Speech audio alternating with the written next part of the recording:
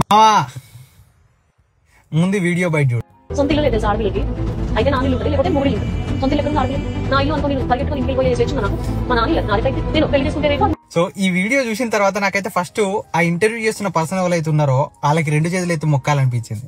ఎందుకంటే జనరల్ గా మనము ఈ రోజు వారి లైఫ్ లో మనకి ఇటువంటి ఆర్గ్యుమెంట్ చేసుకుంటే ఏ మనిషి అయినా ఎదురైంది అనుకో, ఆడోళ్ళే గానీ మొగోళ్ళే గానీ ఎవరైనా గానీ ఇటువంటి ఒక స్టూపిడ్ ఆర్గ్యుమెంట్ బేస్లెస్, అసలు తలా తోక లేని ఆర్గ్యుమెంట్ అసలు కాదు, ఎందుకు అక్కర్రాదు, దాంట్లో ఏం లాజిక్ లేకుండా కూడా అదేదో గొప్ప లాజిక్ ఉన్నట్టు, లేకపోతే అసలుకి దునియాలో ఇటువంటి పాయింట్ నేనే ఫస్ట్ మాట్లాడుతున్న పర్సన్ నేనే అన్నంత యాటిట్యూడ్ తోటి మాట్లాడుకుంటా వాళ్ళు ఏదో తోపు లెక్క బిహేవ్ చేస్తా ఉంటే 2 దొడల పాటు ఒక్కటి దొరవాలనిపిస్తుంది. నేను ఆ అమ్మాయిని అంటలేను, అసలు ఒక స్టూపిడ్ ఆర్గ్యుమెంట్ చేసే మనుషులని మనం జనరల్గా అట్లా ట్రీట్ చేస్తాం.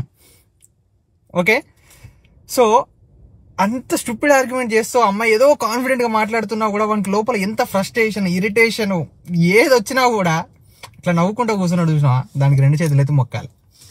ఇకపోతే ఈ అమ్మాయి గురించి నాకు జనరల్గా ఈ అమ్మాయి చాలా ముందు తెలుసు, అరౌండ్ ఒక 3-4 ఇయర్స్ ఆ టైం ముందు నుంచే తెలుసు. బికాజ్ ఆ అమ్మాయి ఒక రైటర్ కాబట్టి, అమ్మాయి ఒక బుక్ రాసిందని, అంటే నేను బుక్ రీడర్ గా కొత్త బుక్స్ ఏమేమి వస్తున్నాయి ఎవరెవరు అంటే కొంచెం దాంట్లో మరీ అంత కాకపోయినా కొంచెం వరకు అవగాహన అయితే ఉన్నది.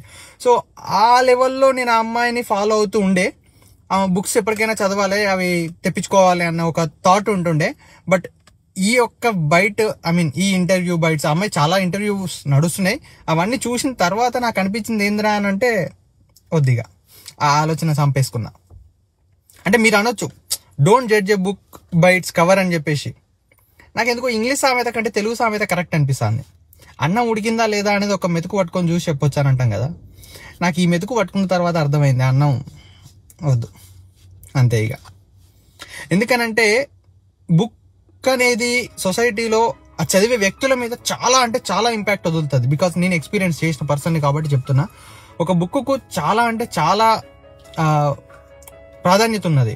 ఒక మనిషి యొక్క ప్రవర్తన కానీ, వాళ్ళ ఐడియాలజీ పట్ల కానీ ఎన్నో విధాలుగా 360 degrees మనిషిని చేంజ్ చేస్తుంది ఒక బుక్ అనేది. సో ఇట్లాంటి డేంజరస్ ఐడియాలజీ ఉన్న వాళ్ళు రాసిన బుక్స్ లో ఖచ్చితంగా మనకి అదొక వైరస్ లాగా ఎక్కే ప్రమాదం ఉన్నది. కాబట్టి అసలు బుక్స్ చదవకుండా ఉండడం చాలా ఉత్తమం. మీకు కూడా అట్లాంటి థాట్స్ ఏమైనా ఉంటే తీసి పక్కన పడేయండి.